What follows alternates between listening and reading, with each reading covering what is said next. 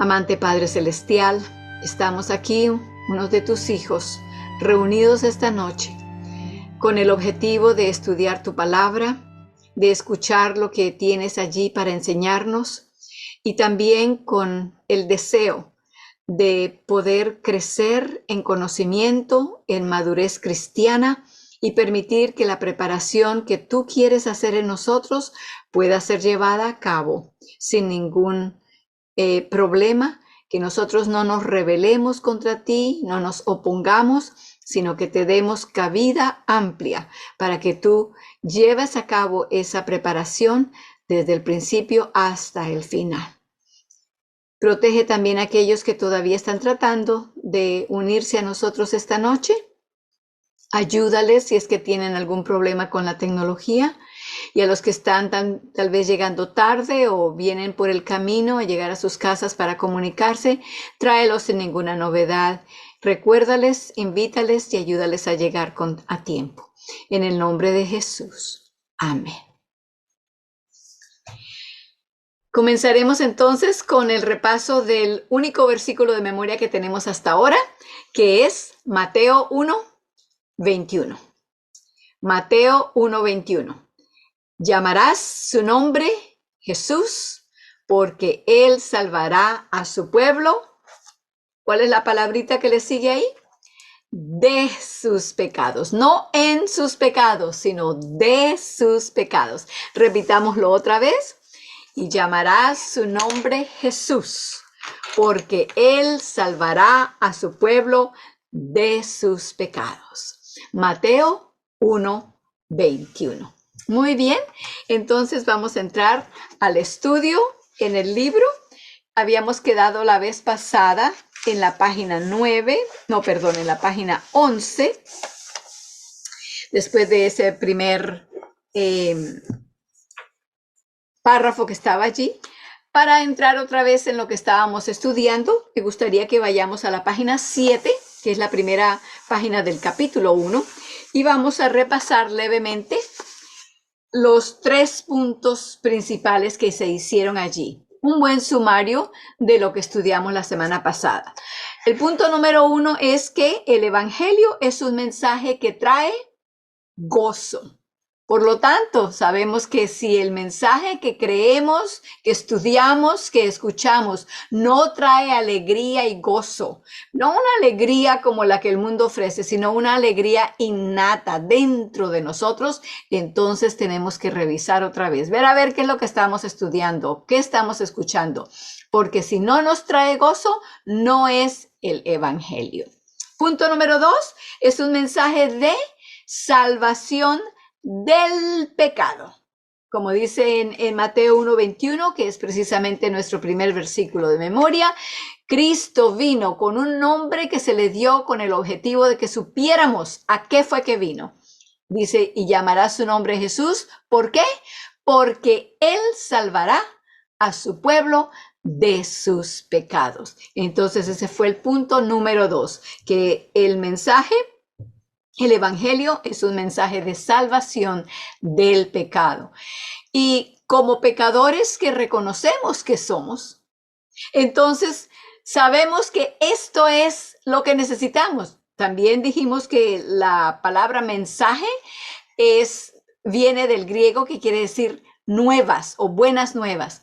Esas son las mejores noticias que podemos tener, sabiendo que tenemos ese pecado arraigado en nosotros y que nosotros no podemos deshacernos de él, por más que luchemos, como dijo el apóstol Pablo, miserable hombre de mí, miserable mujer de mí, ¿quién me librará de este cuerpo de muerte? Entonces, estas son las mejores noticias, por eso traen gozo, porque es la liberación del pecado, lo que el mensaje nos trae. Y el punto número 3 decía que se trata de algo que afecta a cada ser humano. El mensaje no se dio solamente a un cierto grupo, una cierta raza, una cierta clase social. No, se envió para todos, para cada uno de nosotros. Sea que escuchemos o no lo escuchemos, el mensaje todavía es para nosotros. Si no lo escuchamos, Tenemos que taparnos los oídos porque Dios está siempre alcanzándonos y llamándonos con ese mensaje. Entonces ahora vamos a la página 11 de sus libros, si están usando estos libros. Si tienen alguna otra edición, busquen el párrafo que está antes de la sección que se llama Creación y Redención. Ese es el párrafo que vamos a leer. Comienza diciendo la predicación de Cristo. ¿Okay? En la página 11, el primer párrafo. La predicación de Cristo y de Cristo crucificado es la predicación del poder de Dios. Por lo tanto, es la predicación del Evangelio, ya que el Evangelio es el poder de Dios. Y eso está en perfecta armonía con la conclusión de que la predicación del Evangelio consiste en presentar a Dios como el creador, puesto que el poder de Dios es un poder creador y Cristo es aquel por quien fueron creadas todas las cosas. Nadie puede predicar a Cristo si es que no lo presenta como al creador. Sería un Cristo falso si no es el creador, ¿verdad? Todos deben honrar al Hijo, de la misma forma en que honran al Padre. Toda creación toda predicación que reste prominencia al hecho de que Cristo es el creador de todas las cosas, no es la predicación del Evangelio. Entonces ahora entramos en la sección Creación y Redención. En el libro, en el primer párrafo que tenemos allí, están citados algunos de los versículos de Juan 1:1 al 14. No están todos, ni los vamos a leer todos, pero necesitamos ir a nuestras Biblias. Me gusta mucho más eso, por una parte, porque así podemos familiarizarnos con nuestras Biblias y saber dónde encontrar las cosas, dónde buscarlas cuando las necesitamos, cuando alguien nos hace una pregunta o cuando tenemos alguna duda. Entonces, en el libro de Juan, capítulo 1, que por cierto ya la semana pasada estuvimos aquí y explicamos algo, ¿verdad? Ahora vamos a ir al versículo 1. Versículo 1 comienza diciendo, igual que en Génesis, ¿verdad? En el principio. Aquí también comienza con esas palabras. En el principio era el verbo. Noten que la palabra verbo tiene una mayúscula. Quiere decir que este es un nombre de una persona, ¿verdad? Le ponemos mayúsculas a los nombres de las personas, los nombres de las ciudades, los nombres de los pueblos, los nombres de los puntos geográficos, etcétera. Nombres propios que llamamos en español, ¿verdad? Así que en el principio era el verbo y el verbo era con Dios. Oh, muy bien, pero más que eso, y el verbo era Dios. Así que allí tenemos exactamente lo que se está hablando de Cristo. ¿Cómo sabemos que es de Cristo? Sabemos ya eso. La semana pasada aprendimos que en el versículo 14, allí tenemos la clave de quién era ese verbo. Dice, y aquel verbo fue hecho carne y habitó entre nosotros y vimos su gloria. Gloria como la del unigénito del Padre, lleno de gracia y de verdad. Entonces, ¿quién es ese verbo que está diciendo allí que en el principio era el verbo y el verbo era con Dios y el verbo era Dios? ¿Ese es quién? Cristo, Cristo Jesús. Podemos entonces decir ese versículo, en el principio era Cristo Jesús y Cristo Jesús estaba con Dios y Cristo Jesús era Dios. Claro que sí, porque eso es lo que está diciendo allí, usando la palabra verbo. Estamos entonces en Juan capítulo 1. Libro de Juan capítulo 1. Ya leímos el versículo 1. Ahora vamos a leer el versículo 3. En el versículo 3 se nos presenta a Cristo en una función especial y específica. Y dice, todas las cosas por Él fueron hechas. Y sin Él, nada de lo que es hecho fue hecho. Así que Él es el principio de todo. Si algo tiene un principio, lo tiene porque Cristo se lo dio. Porque en el principio era el verbo era con Dios y el verbo era Dios. Lo estamos leyendo aquí en Juan capítulo 1 y ya leímos el versículo 1 y el versículo 3. Así que encontramos de estos versículos aquí que Cristo es el medio por el cual la creación llegó a ser, a existir. Esto lo confirman muchos otros lugares en la Biblia y eso es precisamente lo que se nos aconseja que hagamos, que comparemos una cosa con la otra, línea sobre línea, palabra sobre palabra, línea sobre precepto sobre precepto, línea sobre línea. Sí, se me estaba olvidando en español, pero bueno, quiero entonces que vayamos para ver una explicación, donde se describe todavía con mayor detalle esto de que Jesús es el creador. Vamos al libro de Colosenses. En el Nuevo Testamento también, sigan hacia adelante como quien va hacia Apocalipsis. Pasan por Mateo, Marcos, Lucas, Juan, Hechos, Romanos, Primera y Segunda de Corintios, y luego vayan despacio porque hay varias cartas pequeñitas. Gálatas, Efesios, Filipenses, Colosenses. Gálatas, Efesios, Filipenses, Colosenses. Para que se los vayan aprendiendo si no se lo saben. Vamos a Colosenses capítulo 1. En Colosenses capítulo 1 vamos a leer los versículos 13 y 14. Colosenses 1, 13 y 14. Después de esto vamos a ir a Colosenses, a los versículos 16 y 17. Pero por ahora vamos al 13 y al 14. Porque, y no sé si ustedes se habrán dado cuenta, pero el apóstol Pablo escribe de una manera que quiere decir tantas cosas y habla de esto y luego se regresa a lo otro que a veces se nos olvida ni dónde es que estamos, de qué es que estamos hablando, ¿verdad? Pero entonces, por eso empezamos en el versículo 13. Estamos en Colosenses capítulo 1, versículo 13. Porque entonces allí nos dice de quién está hablando ahora. Versículo 13 dice: que nos ha librado de la potestad de las tinieblas y trasladado al reino de su amado Hijo. No tiene allí punto final, sino que tiene punto y coma.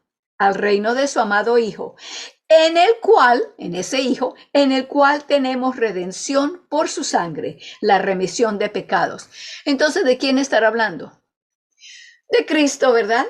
Porque Él fue el que derramó su sangre en la cruz por nosotros y somos redimidos por medio de ella. Bueno, ya sabemos que el sujeto de este tema que estamos hablando aquí en los versículos 13 y 14 es Cristo Jesús. Ahora vamos a ver qué dice en el versículo 16 y 17, en cuanto a la creación, que era lo que estábamos leyendo en Juan, ¿verdad? El cual es porque por él fueron criadas todas las cosas que están en los cielos y que están en la tierra, visibles e invisibles, sean tronos, sean dominios, sean principados, sean potestades, todo fue criado por él y para él. Y él, mire lo que dice aquí, y él es antes de todas las cosas, y por él todas las cosas subsisten. ¿Se acuerdan lo que leímos en Juan? Dice que por él fueron todas las cosas hechas y nada de lo que es hecho fue hecho sin él. Así que él existía antes de que cualquier cosa fuera hecha. Él, aunque se le llama hijo, no es hecho, porque si no, entonces contradice aquí esto. Él era antes de todo lo que fue hecho, porque él no fue hecho. Él es Dios. En el principio era el verbo era con Dios y el verbo era Dios y es Dios. Gloria a Dios por esa verdad. Entonces, eso era lo que estaba en el párrafo de la página 11, que era donde estábamos leyendo, en la sección creación y redención. Vamos ahora al segundo párrafo de esa sección que comienza diciendo, prestemos atención. Para los que acaban de entrar, vuelvo a repetir, estamos en la página 11, el tercer párrafo. Voy a leer. Prestemos atención más detallada al último texto y veamos cómo se encuentran en Cristo tanto la creación como la redención. En los versículos 13 y 14 Leemos que Dios nos ha librado del poder de las tinieblas y nos ha trasladado al reino de su amado Hijo, en quien tenemos redención por su sangre, el perdón de pecados. Y después de un paréntesis en el que se subraya la identidad de Cristo, el apóstol nos dice de qué forma tenemos redención por su sangre. Dice, esta es la razón, porque en Él fueron creadas todas las cosas y Él es antes que todas las cosas y todas las cosas en Él subsisten. Quiere decir que Él es el que sostiene todas las cosas. ¿Cómo es que las células de nuestro cuerpo, billones de ellas, las células de cada animal, de cada planta, de cada ser humano, siguen andando y haciendo sus funciones, produciéndose, pasando lo que tienen que pasar, produciendo lo que tienen que producir y deshaciéndose de lo que no necesitan? ¿Cómo es que todo eso sucede? Cristo, el Creador, es el que sostiene todos esos procesos, así como es Cristo el que sostiene todos los astros, las galaxias, el universo entero, tanto cuanto planeta, cuanta estrella, cuanto satélite haya, todo es y subsiste porque Cristo sostiene todas estas cosas. Es bueno saber eso, porque el que se entregó por nosotros no nos va a dejar, no se va a olvidar de nosotros, ¿cierto? Seguimos leyendo. Por lo tanto, la predicación del Evangelio eterno es la predicación de Cristo, el poder creador de Dios, único a través de quien viene la salvación. Ahora que hay algo para que subrayen. Esta última oración de esa página es dice algo muy importante. Y el poder por el que Cristo salva a los hombres del pecado es el poder por el que creó los mundos. ¿Recordamos cómo fue que Cristo creó los mundos? Le tocó ir a comprar todos los ingredientes y una taza o un contenedor bien grande para ponerlos allí y batirlos y juntarlos y agregarle esto y ponerle lo otro allí. Nada de eso tuvo que hacer.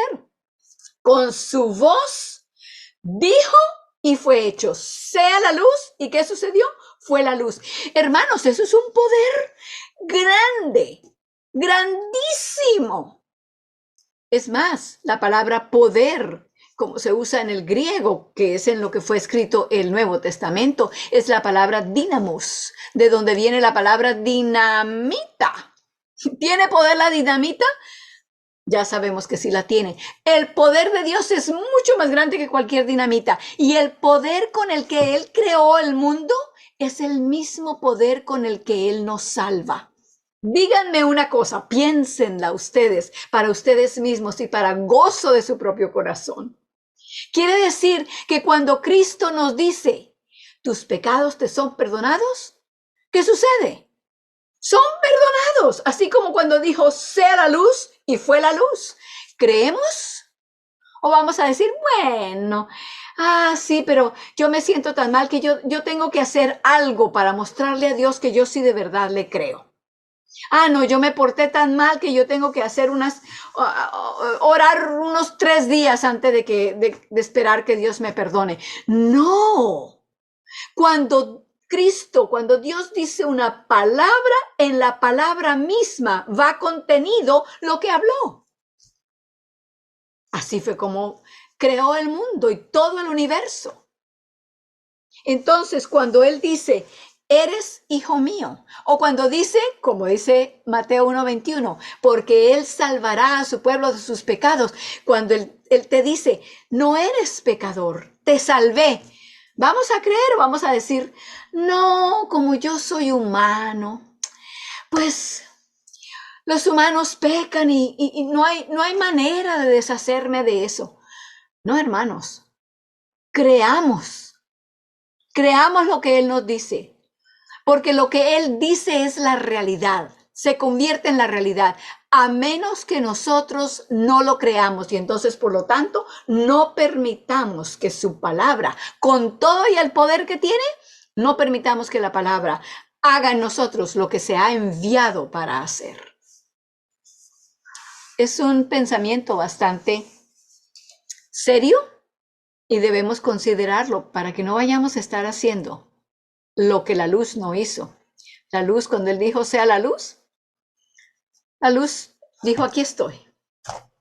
Que así hagamos nosotros con la salvación también. Seguimos leyendo. En la página 11 tenemos redención y ahora estamos en la página 12. Tenemos redención por medio de su sangre. La predicación de la cruz es la predicación del poder de Dios. Y el poder de Dios es el poder que crea.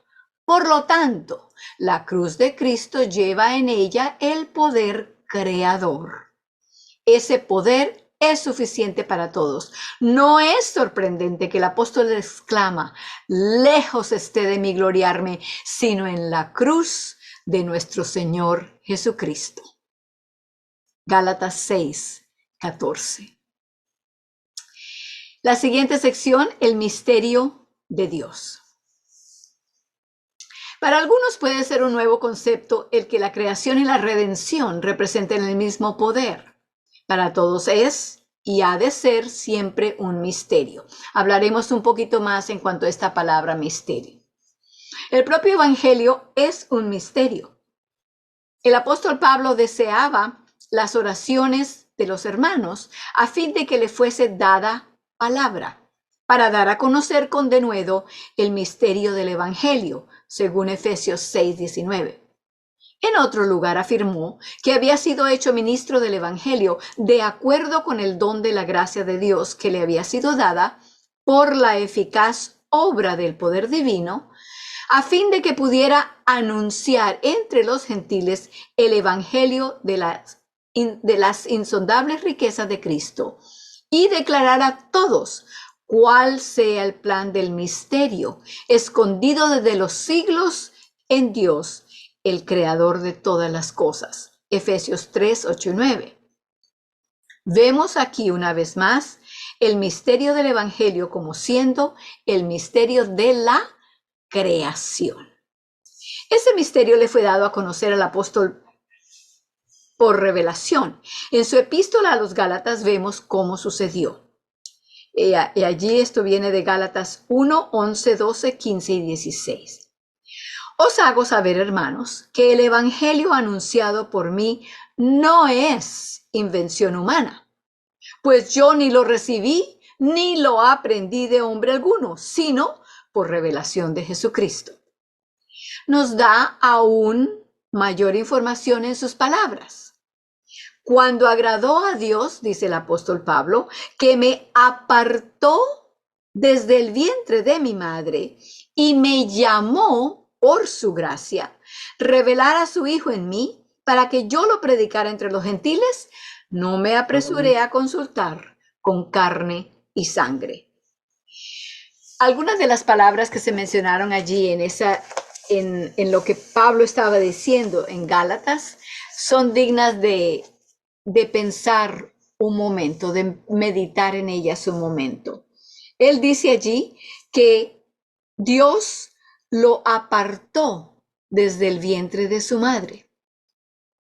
Podríamos pensar, bueno, claro, sí, eso sucedió así, porque él fue llamado para una obra especial a los gentiles. Pero para mí no, Dios no me ha llamado a mí a nada. No pensemos que es solamente que Dios está apartando o llamando a una persona, pero no a la otra. Para todos tiene un plan. ¿Qué dice, por ejemplo, Jeremías 29:11? Aquellos que estaban en el estudio del libro anterior lo saben de memoria. Y dice, porque yo sé los pensamientos que tengo acerca de vosotros, dice Jehová. Pensamientos de paz. Pensamientos de paz y no de mal. Para daros un futuro esperado. Entonces, Él está pensando, Él tiene un plan. Otras versiones dice, porque yo sé los planes que tengo en cuanto a ti. Vamos al libro de Isaías. Isaías capítulo 55, 8 y 9. Nosotros pensamos siempre, ay, tengo que hacer planes para tal cosa, ay, tengo que saber qué es lo que voy a hacer de aquí, qué carrera voy a tomar, qué clases voy a tomar este trimestre, y pensamos, tengo que planear, programar todas las cosas. Pero vamos a ver qué dice el Señor en cuanto a los planes que Él tiene, y los tiene para todos. Isaías 55, versículos 8 y 9.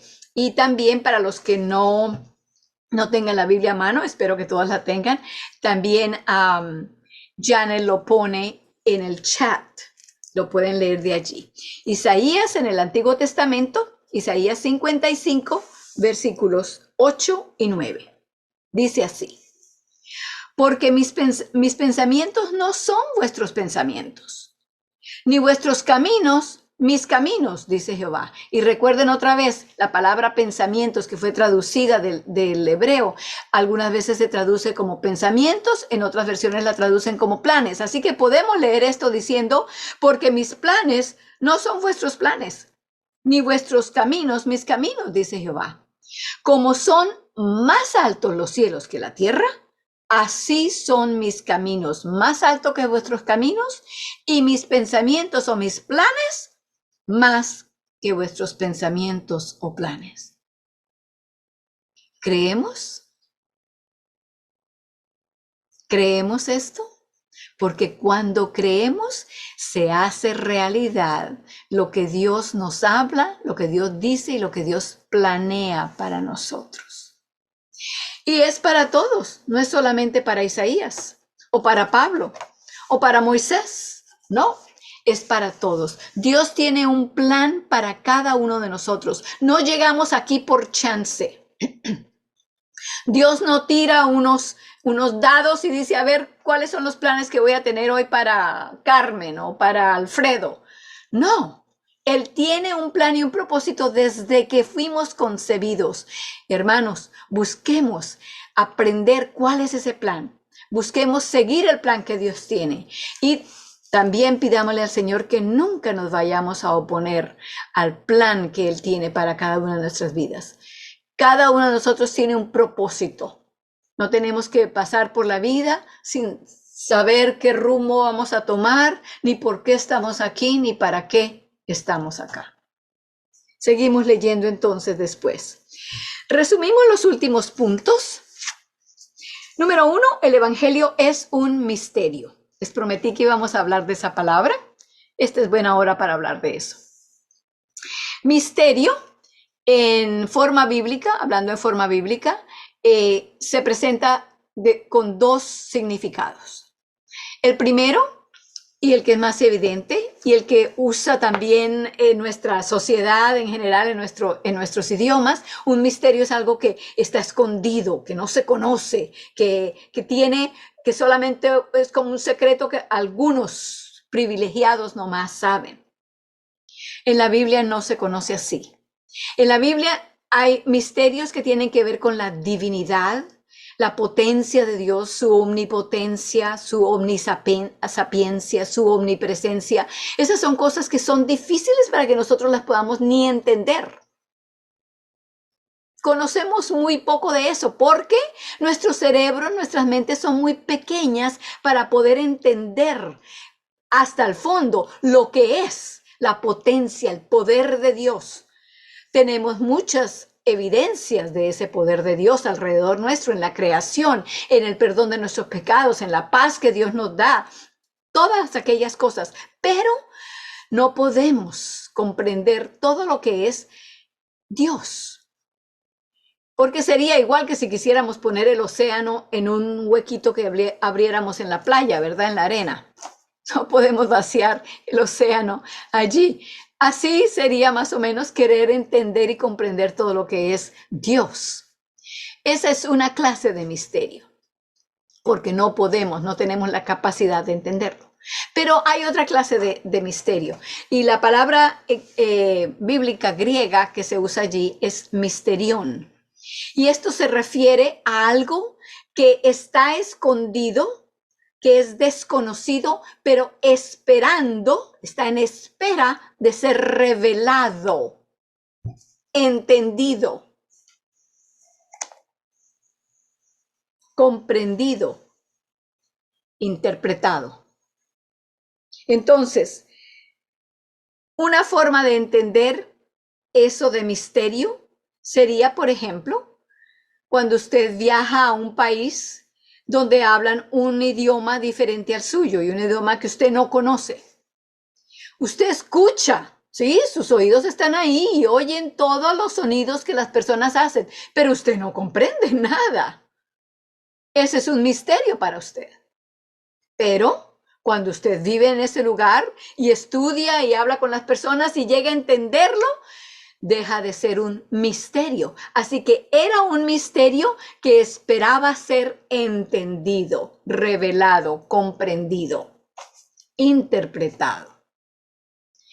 Así es como se refiere entonces aquí a lo del Evangelio. Dice, el Evangelio es un misterio. Es un misterio para el que no lo conoce, para el que no ha abierto la palabra de Dios. Pero para el que abre la palabra de Dios y escucha al Espíritu Santo que le explica, deja de ser un misterio y se convierte en un gozo, en buenas nuevas que traen gozo. Punto número 2. Es un misterio dado a conocer por la revelación de Jesucristo. Número 3. No fue simplemente que Jesucristo se lo reveló a Pablo, sino que le dio a conocer el misterio mediante la revelación de Jesucristo en él. Así que no era solamente un conocimiento teórico, sino que transformó la vida de Pablo de un asesino de cristianos a uno que se entregó hasta el punto de dar su vida por hablar de Cristo, por predicar de Cristo, por llevar el conocimiento de Cristo a todas partes donde iba. Eso lo transformó. Eso le reveló a él quién era Jesucristo. No solamente teóricamente en su mente, sino en él, en su transformación. Página 13. Pablo tuvo que haber conocido el Evangelio antes de poder predicarlo a otros. Y la única forma en que pudo conocerlo fue mediante la revelación de Jesucristo en él. La conclusión, por lo tanto, es que el Evangelio es la revelación de Jesucristo en los hombres. El apóstol Pablo expresó esa conclusión claramente en otro lugar al afirmar que fue hecho ministro según la administración de Dios que me fue dada para con vosotros, para que anuncie cumplidamente la palabra de Dios, el misterio que había estado oculto desde los siglos y edades, ahí está otra vez la palabra misterio, para que ahora, pero que ahora ha sido manifestado a sus santos. Así que era un misterio, no se conocía, pero ahora sí se conoce.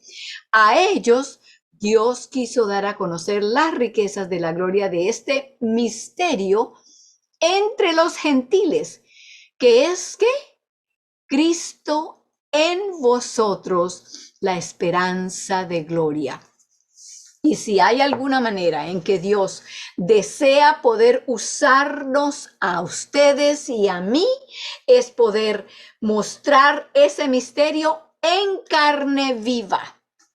Podremos hablar de ello, pero cuando lo mostramos, cuando lo vivimos, cuando las personas lo ven, no porque otro se lo diga, sino porque ellos mismos lo ven en nosotros, entonces el misterio, lo mismo que a los gentiles, es presentado por medio de nosotros. Cristo, la esperanza de gloria, revelada entre los gentiles. Y fue por medio de las vidas de los cristianos de la iglesia primitiva, de los apóstoles, como el misterio del Evangelio de Cristo fue llevado a los gentiles, en Grecia, en Roma, por todos los países del Asia Menor y en los países del norte de África, y se extendieron hasta el resto de África. A medida que las personas viajaban, el Evangelio fue llevado por el conocimiento a través de la transformación de las vidas que Cristo transformó. Así se nos da a conocer, se nos da plena seguridad de que el Evangelio consiste en que se dé a conocer a Cristo en los hombres. O más exactamente, el Evangelio es Cristo en los hombres. Y la predicación del mismo consiste en hacer saber a los hombres la posibilidad de que Cristo more en ellos. Eso concuerda con la indicación del ángel a propósito de que había de darle el nombre de Jesús, Emmanuel, que significa Dios con nosotros. Mateo 1:23, vamos allá. Hemos memorizado ya Mateo 1:21, que dice, y llamará su nombre Jesús, porque él salvará a su pueblo de sus pecados. Y 2 versículos más abajo después, ese es el 21, en el 23 leemos otro nombre que le es dado a Cristo. 1:23 dice, he aquí, la Virgen concebirá y parirá un hijo, y llamará su nombre Emmanuel, que declarado o interpretado es con nosotros Dios, o Dios con nosotros.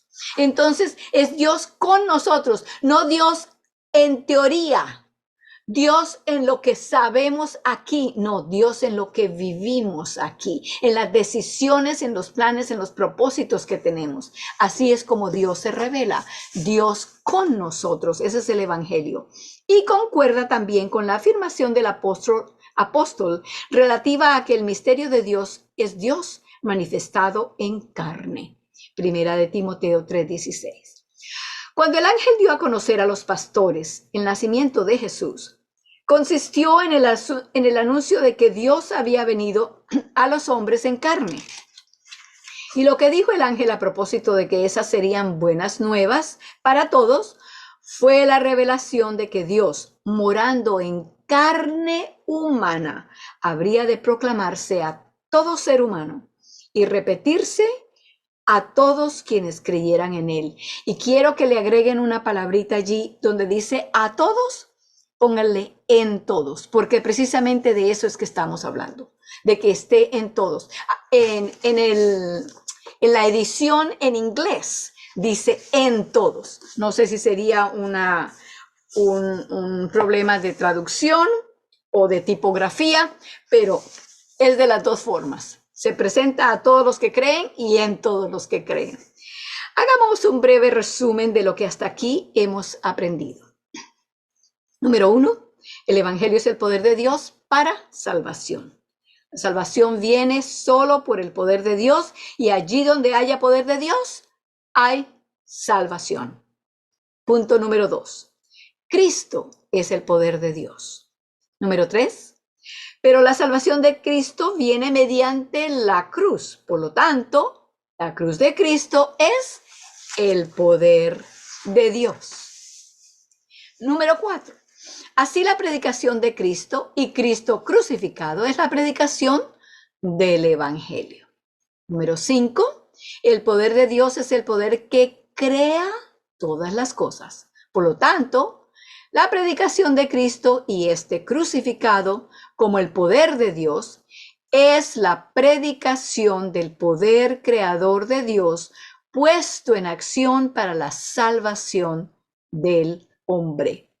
Y recuerden ustedes que es el mismo poder, 100% que fue el poder que creó, ese mismo porcentaje es el que nos salva también. Número 6. Eso es así, puesto que Cristo es el creador de todas las cosas. Número 7.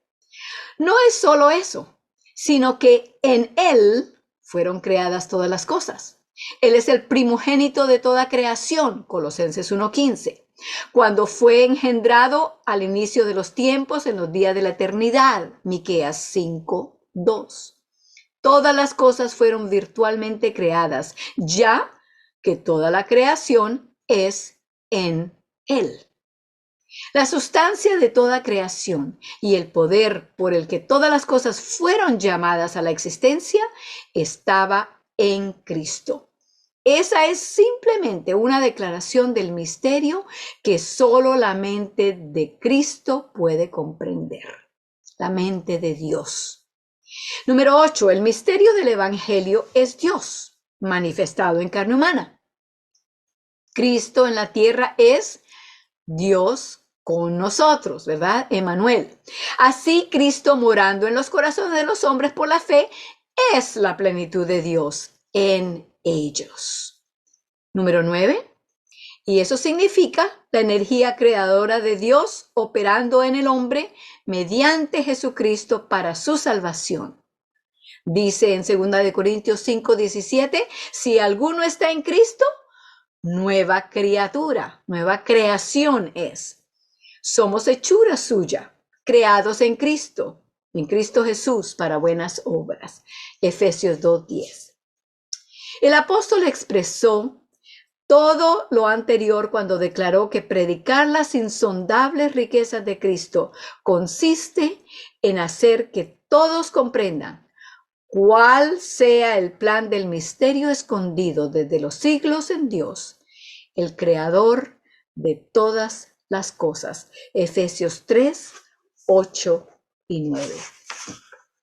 Dejaremos hasta aquí esta noche y volveremos la próxima vez. Por favor, marquen en sus libros para que así la próxima vez, especialmente si están usando alguna otra edición publicada, puedan saber dónde fue que quedamos. Hoy es agosto 31 del 23 y llegamos hasta la página 14. Les invito entonces ahora que nos pongamos de rodillas para la oración.